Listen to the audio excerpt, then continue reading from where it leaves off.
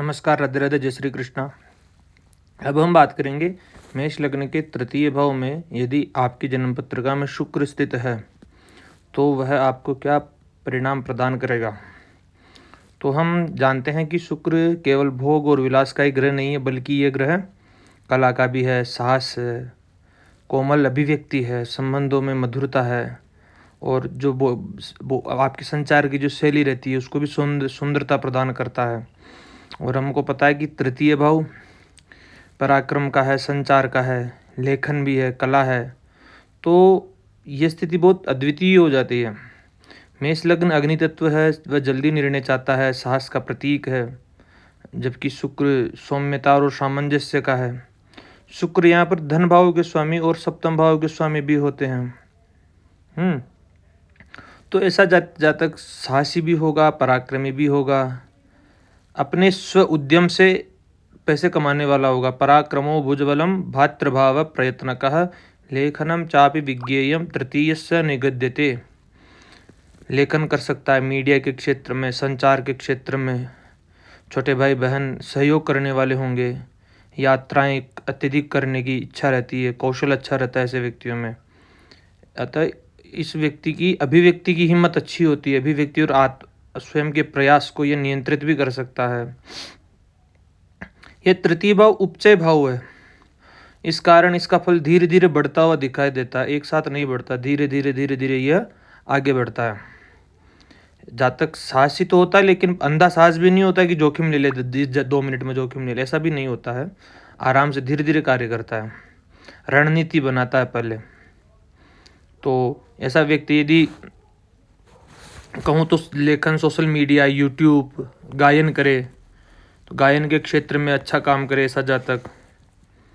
और यदि ऐसा व्यक्ति डिजाइनिंग करे तो डिजाइनिंग के क्षेत्र में भी अच्छा करे, शब्दों में आकर्षण रहे, अभिनय जो फिल्म जगत है उसके अंदर भी ऐसा जातक अच्छा कर सकता है। विज्ञापन करे, मार्केटिंग करे, कंटेंट क्रिएशन करे, उनके लिए भी यह शुक्र की स्थिति अच्छी है। सप्तमेश का तृतीय भाव में बैठे रहना विवाह पर क्या प्रभाव डालता है। जीवन साथी से मित्रवत व्यवहार रखता है। विवाह में संवाद की कमी होने पर दूरी महसूस करने लग जाता है।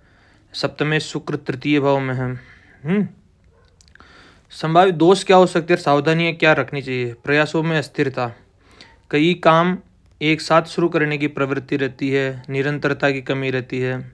मीठी वाणी होते हुए भी बहस की आदत हो जाती है, बहस करने लग जाता है ना। भाई बहनों से भी बहस मतभेद हो सकते हैं। आकर्षण जल्दी हो सकता है ऐसे जातकों को। भावनात्मक उतावलापन भी हो सकता है।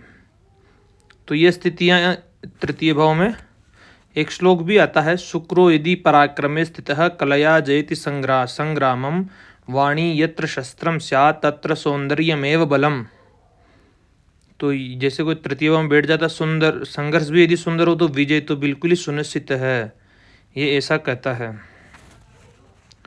तो मेष लग्न की जन्म पत्रिका है आपकी, और तृतीय भाव में शुक्र, ये काम, क्रीड़ा, स्त्रियों से प्रति ज़्यादा विशेष रुचि रख सकता है ऐसा जातक, या फिर ऐसे जातक पर स्त्रियां विशेष रूप से मुग्ध रहती है। और जातक काम क्रीड़ा में विशेष पटु भी होता है, वाणी के द्वारा दूसरों को मोहित करने में समर्थ भी होता है।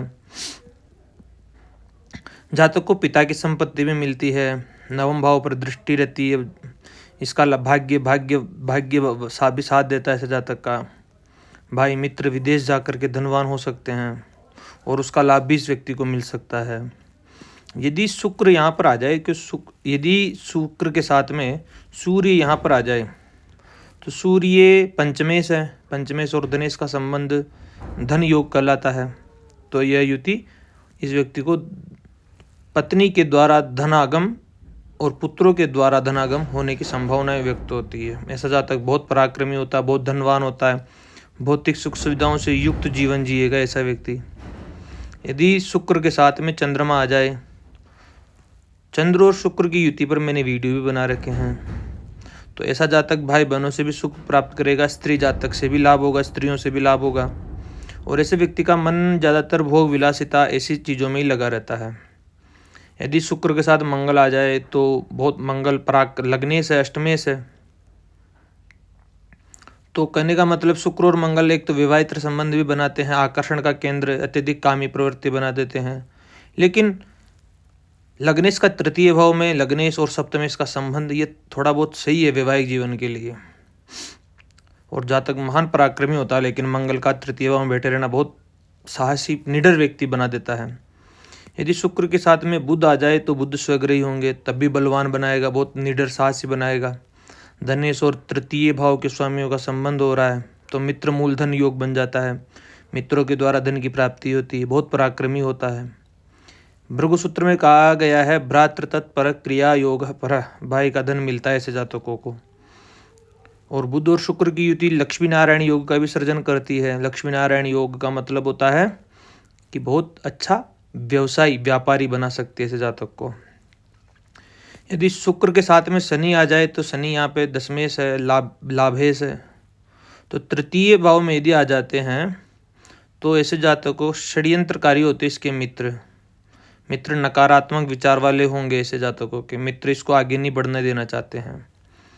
और दशमेश का तृतीय भाव में बैठे रहना वैसे भी उचित नहीं माना गया है। लाभेश का जरूर तृतीय भाव में बैठे तो वो सही है। दोनों भावों के स्वामी बोलते हैं शुक्र और शनि, तो विवाह में थोड़ी परेशानी है, क्योंकि शुक्र पत्नी का कारक है। अगर पुरुष की कुंडली है तो संतान पक्ष भी कमजोर कर सकता है। शनि तृतीय में बैठ करके पंचम को देखेगा, भाग्य को देखेगा, द्वादश को देखेगा। शुक्र के साथ में यदि राहु आ जाए तो भाई बहन कुटुंबों में विद्रोह होने की संभावनाएं व्यक्त हो जाती है, कुटुंबीजन साथ नहीं देते हैं। यदि शुक्र के साथ में केतु आ जाए तो स्त्री मित्र को लेकर के उसकी बदनामी हो सकती है। शुक्र के साथ में केतु आ जाए तो स्त्री मित्र को लेकर के बदनामी होने के योग बनते हैं। तो धन्यवाद मित्रों, आपको ये वीडियो कैसा लगा? वीडियो को लाइक शेयर कमेंट अवश्य कीजिएगा और बताना कि क्या ऐसे परिणाम आपको देखने को मिल रहे हैं।